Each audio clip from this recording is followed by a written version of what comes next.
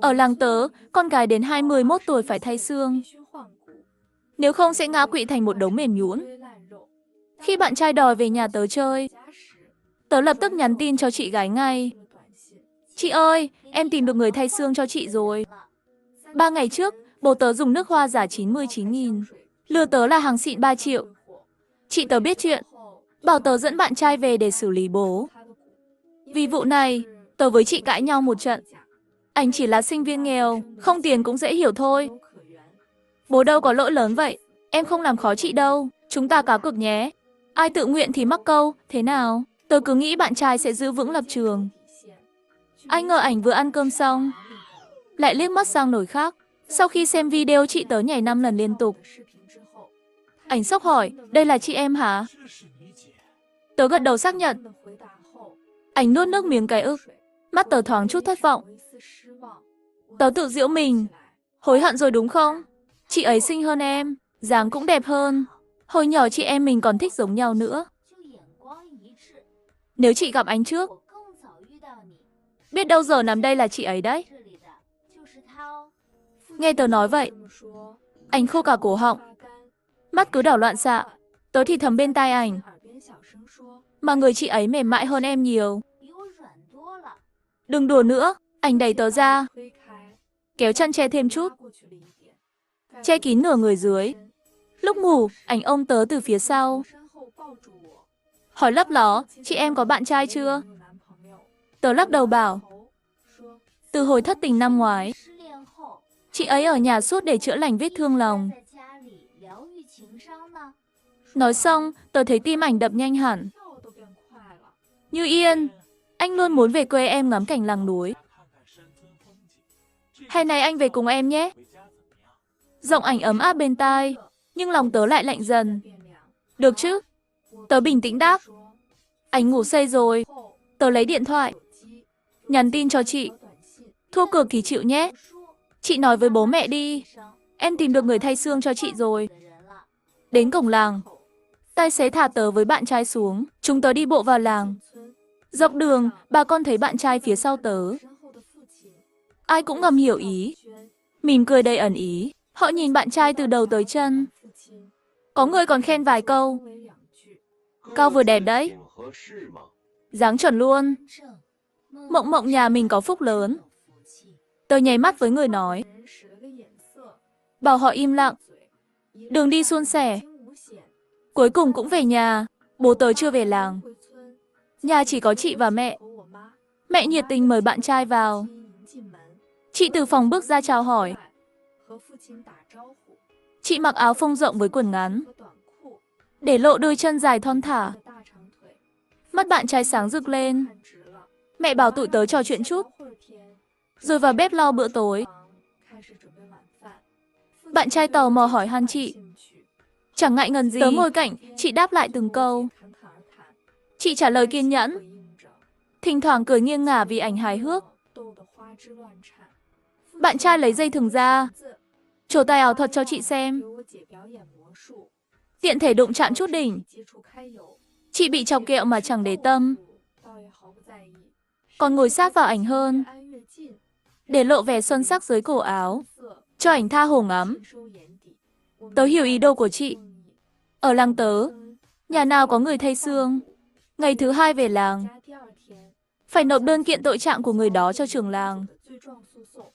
Để tránh ai đó hại người tốt, trưởng làng và hội đồng sẽ kiểm tra kỹ đơn xin thay xương. Nhưng tội phạm lớn thì đang ở tù hết rồi. Chẳng đến lượt tụi tớ, nên tụi tớ đành nhắm vào mấy tội liên quan phụ nữ và trẻ em để xét xử. Chị đang dụ bạn trai từng bước xa lưới. Và tớ cuối cùng cũng nhận ra, bạn trai đúng là một tên đều cáng. Chút lưu luyến cuối cùng trong lòng tớ cũng tan biến. Tớ không chịu nổi nữa, chủ động vào bếp giúp mẹ. Cầm nước xong xuôi, tớ bưng ra nồi canh xương, gọi bạn trai lại ăn. Mẹ múc cho ảnh một bát canh đầy. Ảnh uống đến bóng loáng cả miệng, khen không ngớt. Ảnh đâu biết, đây là món canh đặc biệt của làng tớ. Trước khi thay xương, phải cho người đó uống canh này 3 ngày liên tục. để xương mới hợp hơn. Sau khi thay xong, sẽ giảm bớt phản ứng đào thải với xương mới. Canh này chẳng hại gì cơ thể. Mẹ còn thêm tiêu cho thơm. Mỗi người múc một bát. Bạn trai không chút nghi ngờ. Sau bữa cơm trò chuyện, anh chủ động lái câu chuyện về chị. Chị Mộng Mộng xinh thế này, sao lại chưa có bạn trai? Chị thở dài bất đắc dĩ. Hầu hết con trai trong mắt chị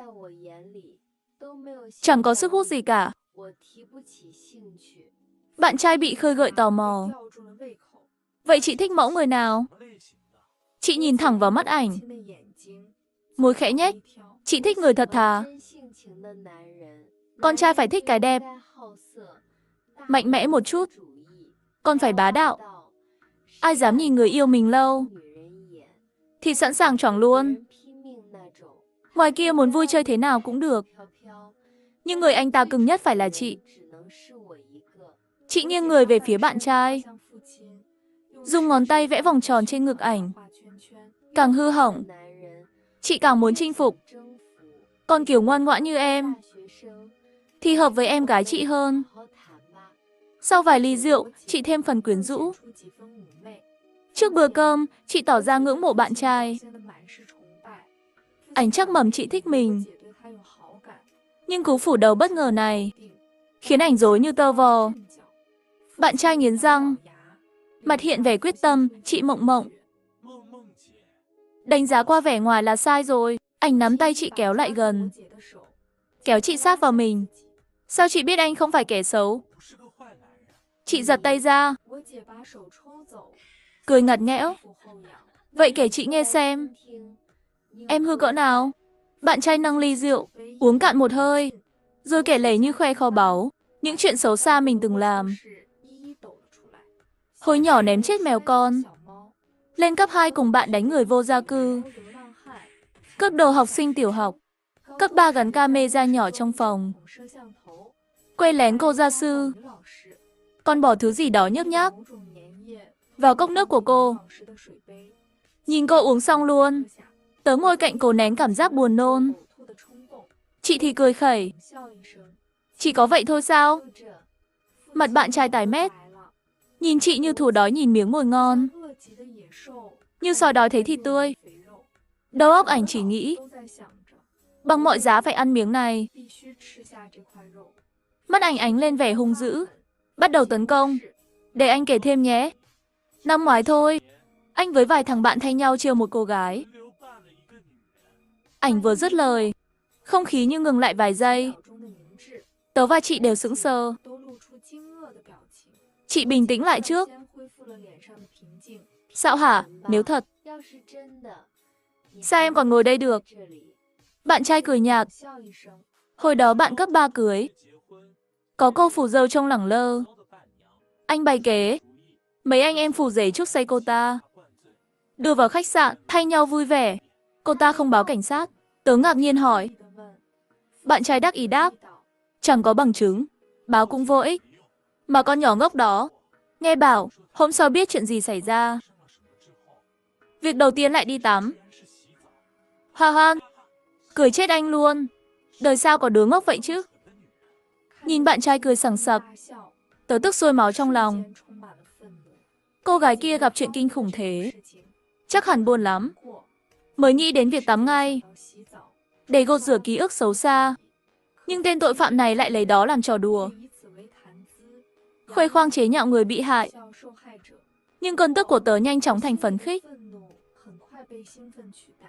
Vì quanh đồ đạc trong nhà, tụi tớ đặt 7 cái camera giấu kín. Chúng ghi lại toàn bộ, không sót góc nào lời thú tội của bạn trai. Rõ một một luôn. Tội ác ảnh tự khai, đủ để làm muôn xương cho chị. Không ngờ anh là loại người này. Tớ giả vờ giận dữ, đứng dậy về phòng. Bạn trai ngờ ra, nhận ra mình lỡ lời, mặt thoáng vẻ hối hận. Chị cười nhẹ, không sao đâu. Em gái chị nghe lời chị lắm. Tối nay chị sẽ khuyên nó giúp em.